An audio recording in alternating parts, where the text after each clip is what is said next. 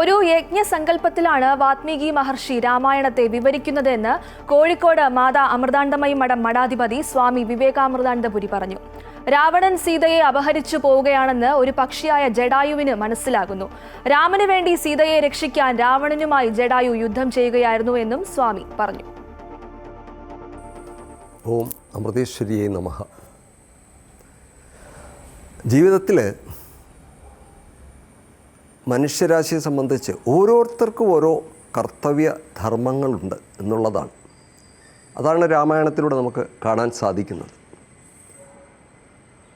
വാൽമീകി മഹർഷി ഈ പ്രകൃതിയെ മൊത്തം രാമായണത്തിൽ ഒരു വലിയൊരു യജ്ഞത്തിൻ്റെ ഭാഗമായിട്ട് കൊണ്ടുവരുന്നൊരു കാഴ്ചയാണ് നമ്മൾ കാണുന്നത്. ഒരു യജ്ഞസങ്കല്പം, ഭാരതത്തിൻ്റെ ജനനം മുതൽ മരണം വരെയും ജീവിതത്തിൽ ഒരു യജ്ഞസങ്കല്പമാണ് കൊടുത്തിട്ടുള്ളത്.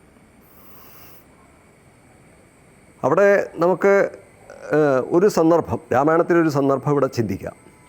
അതായത് കാനനത്തിൽ വസിക്കുന്ന സമയത്ത് സീതാദേവിയെ അപഹരിക്കാൻ വേണ്ടി രാവണൻ അവിടെ വേഷം മാറി വരുന്നു. വേഷം മാറി വരുന്ന രാവണൻ സീതയെ അപഹരിച്ചുകൊണ്ട് പോവുകയാണ്.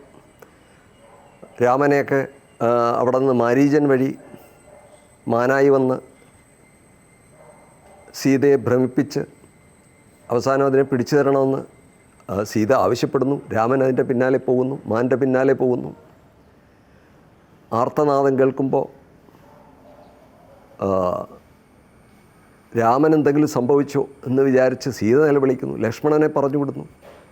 ലക്ഷ്മണൻ ആദ്യം പോകാൻ തയ്യാറായില്ലെങ്കിലും സീതയുടെ ശകാരം കേട്ടിട്ട് സഹിക്കവയ്യാതെയാണ് അവിടുന്ന് പോകുന്നത്. കാരണം ലക്ഷ്മണൻ്റെ സംരക്ഷണയിലാണ് രാമൻ അവിടെ നിന്ന് ലക്ഷ്മണനെ ഏൽപ്പിച്ചിട്ടാണ് പോകുന്നത്. അപ്പോൾ കാവൽ ഏൽപ്പിച്ച ലക്ഷ്മണന് സീതയുടെ ശകാരം കേട്ടിട്ട് സഹിക്കവയ്യാതെ അത് ഉപേക്ഷിച്ച് പോകുന്നൊരു സന്ദർഭമാണ്. എന്തായാലും ശരി, അവിടെ നമുക്കറിയാം രാവണൻ അത് മുതലെടുത്തുകൊണ്ട് സീതയെ അപഹരിക്കുന്നു. സീതയെ പുഷ്പവിമാനത്തിൽ കയറ്റുന്നു, രഥത്തിൽ കയറ്റുന്നു. രഥത്തിൽ കയറ്റി അങ്ങനെ ഉയർന്നു പൊങ്ങുന്ന സമയത്ത് അവിടെ ജടായു എന്നൊരു പക്ഷിയെ കൊണ്ടുവരുന്നുണ്ട് വാൽമീകി മഹർഷി. അതിമനോഹരമാണ് ആ സന്ദർഭം. ജടായുവിനെ സംബന്ധിച്ച്, ആ പക്ഷിയെ സംബന്ധിച്ച് ഈ സന്ദർഭമായിട്ടോ രാമനുമായിട്ടോ സീതയുമായിട്ടോ ഒന്നും അവിടെ ഒരു പ്രത്യേകിച്ചൊരു സംബന്ധമോ പ്രത്യേകിച്ചൊരു കർത്തവ്യമോ ആരും തന്നെ ഏൽപ്പിച്ചു കൊടുത്തിട്ടില്ല. രാമൻ പറഞ്ഞിട്ടില്ല സീതയെ സംരക്ഷിക്കണം, എല്ലാം ഞങ്ങളുടെ കാര്യങ്ങളൊക്കെ നോക്കണം എന്നൊന്നും രാമൻ പറഞ്ഞിട്ടില്ല. അവിടെ ജടായു എന്ന പക്ഷിക്ക് മനസ്സിലായി രാവണൻ സീതയുടെ നിലവിളി കേൾക്കുകയാണ്. നിലവിളി കേട്ടപ്പോൾ ജടായുവിന് മനസ്സിലായി ഇത് രാവണൻ അപഹരിച്ചുകൊണ്ട് പോവുകയാണ്, രാക്ഷസനാണ് ഇയാൾ, വേഷം മാറി വന്നതാണ്, രാമനെ തന്ത്രപൂർവ്വം അകറ്റിയിട്ട് സീതയെ കട്ടുകൊണ്ട് പോവുകയാണെന്ന് മനസ്സിലാക്കിയപ്പോൾ തൻ്റെ ധർമ്മം എന്താണെന്ന് ജടായു അവിടെ ചിന്തിക്കുകയാണ്. ആ പക്ഷിയിലൂടെ നമുക്ക് പറഞ്ഞു തരികയാണ്. ആ ജടായു ചിന്തിക്കുന്നത് എന്താണ് ആ സമയത്തെന്ന് വെച്ച് കഴിഞ്ഞാൽ, തനിക്ക്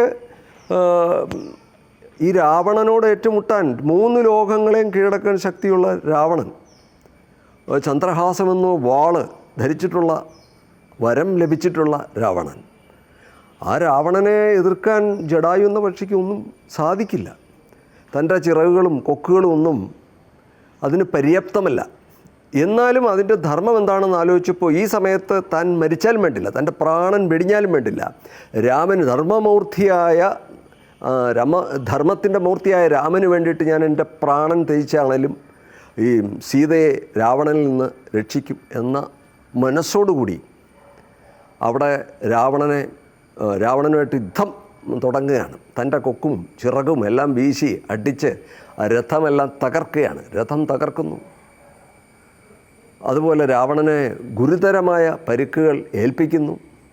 പക്ഷേ അവസാനം രാവണൻ തൻ്റെ ചന്ദ്രഹാസം ഉപയോഗിച്ച്, ആ വാളുപയോഗിച്ച് അതിൻ്റെ ചിറകുകൾ അരിഞ്ഞു വീഴ്ത്തുന്നു. അത് വളരെ ഗൗരവമായ പരിക്കുകളേറ്റ് ആ ജടായു എന്ന കഴുകൻ നിലത്ത് വീഴുകയാണ്. നിലത്ത് വീണ് കിടക്കുന്ന സമയത്ത് രാമൻ അവിടെ എത്തുകയാണ്. എത്തുന്ന സമയത്ത് ഈ രാമൻ ആദ്യം സംശയിക്കുന്നു ജടായു ആണോ കൊന്നു. പക്ഷേ പിന്നീട് മനസ്സിലായി, ആ ജടായുവിൻ്റെ വാക്കുകൾ കേട്ടപ്പോൾ മനസ്സിലായി എന്താണ് സംഭവിച്ചതെന്ന്. അപ്പോൾ തനിക്ക് വേണ്ടിയിട്ട്, സീതയ്ക്ക് വേണ്ടിയിട്ട് തൻ്റെ പ്രാണൻ ഉപേക്ഷിക്കുന്ന സന്ദർഭത്തിലാണ് രാമൻ അവിടെ എത്തിച്ചേരുന്നത്. അതിനെ സ്വാന്തനിപ്പിക്കുന്നു, തലോടുന്നു, തൻ്റെ മടിയിലെടുത്ത് വയ്ക്കുന്നു. ഒരു പക്ഷിയാണെന്ന് വിചാരിച്ച് തള്ളുകയല്ല, അതിനെ സ്വീകരിക്കുകയാണ്, അത്രയ്ക്കും സ്വാന്തനം കൊടുക്കുകയാണ്, തൻ്റെ കാരുണ്യം വഴിഞ്ഞൊഴുകയാണ് ആ പക്ഷിയിലേക്ക്, ചെറു പക്ഷിയിലേക്ക് പോലും. ഒന്ന് ആലോചിച്ച് നോക്കുക. മാത്രമല്ല, ഒരു മനുഷ്യന് എങ്ങനെയാണോ ഒരാൾ മരിച്ചു പോകുമ്പോൾ, നമ്മൾ ആദരണീയരായ വ്യക്തികളൊക്കെ മരിച്ചു പോകുമ്പോൾ എന്തൊരു ആ സംസ്കാരം, ആ ഒരു അന്ത്യകർമ്മങ്ങൾ, സംസ്കാരം വളരെ ഉന്നതമായ രീതിയിൽ ചെയ്യാറുണ്ട്. അതുപോലെ ആ പക്ഷിയാണെന്ന് ചോദിച്ചാൽ അതിനെ തള്ളിക്കളഞ്ഞില്ല, എവിടെയെങ്കിലും കുഴിച്ചു മൂടിയില്ല. അതേപോലെ ഉന്നതമായ കാര്യങ്ങൾ ഉപയോഗിച്ച്, അവിടെ കിട്ടാവുന്ന ഏറ്റവും ദ്രവ്യങ്ങളും മറ്റും ഉപയോഗിച്ച് ആ സംസ്കാരം അവിടെ ചെയ്യുകയാണ്, അന്ത്യകർമ്മങ്ങൾ ചെയ്യുകയാണ്. അപ്പോൾ അതിനോടുള്ള റെസ്പെക്റ്റ്, അതിനോടുള്ള ആദരവ് കാട്ടുകയാണ്. ഒരാൾ എങ്ങനെയായിരിക്കണം മരിക്കുന്ന സമയത്ത് പോലും. പക്ഷേ അവിടെ ജഡായുവിലൂടെ സന്ദേശം തന്നത്, നമ്മളൊക്കെ നമ്മുടെ ജീവിതകാലത്തിൽ ഈ അധർമ്മം കണ്ടുകൊണ്ടിരുന്നാൽ അമ്മ പറയുന്ന പോലെ കയ്യും കെട്ടി നോക്കി നിൽക്കുന്നതല്ല ധർമ്മം. നമ്മുടെ ധർമ്മം എന്താ? അതിനുവേണ്ടി പൊരുതുക. അതാണ് ഇന്ന് നമ്മുടെ സമൂഹത്തിൽ നമ്മൾ ചെയ്യേണ്ടത് എന്ന് ജഡായുവിലൂടെ നമ്മളെ ഓർപ്പിക്കുകയാണ്. ജയ് ശ്രീറാം.